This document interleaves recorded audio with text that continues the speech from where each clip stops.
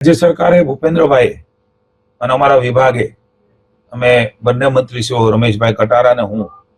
એમણે પણ મુખ્યમંત્રીના માર્ગદર્શન સંવેદનાથી રાજ્ય સરકાર ઉદાર અભિગમ રાખીને ટોપઅપ જે પ્રકારે પેકેજ ભૂતકાળમાં જાહેર થયા છે એમાંથી પણ વધારે આપવાની માની મુખ્યમંત્રીશ્રીએ અમને સૂચના આપી અને રાજ્ય સરકાર 384 કરોડની વધારાની સહાય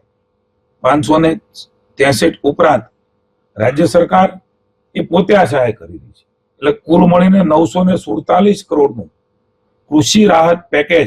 એ માનનીય મુખ્યમંત્રી ભૂપેન્દ્રભાઈના માર્ગદર્શન નીચે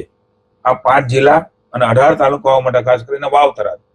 ત્યાં ખૂબ મોટું નુકસાન 50-60 વર્ષ સુધી આ વરસાદ નતો આવ્યો એવો એક ધારો વરસાદ પડી ગયો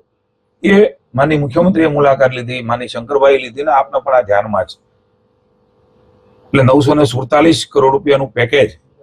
એ મદદ કરી રહ્યા છે એને બેઠા કરવાનો સરકારનો પ્રયાસ છે. પુનઃ એકવાર હું આપના માધ્યમથી સમગ્ર મારા ખેડૂતોને કહું છું કે જે આ રીતે આપણે ક્યારેક ક્યારેક સાયક્લોન જોઈએ છીએ, ક્યારેક અન્ય હોનારતો જોઈએ છીએ, એ સ્થિતિની અંદર કોરોનાની સ્થિતિ જોઈ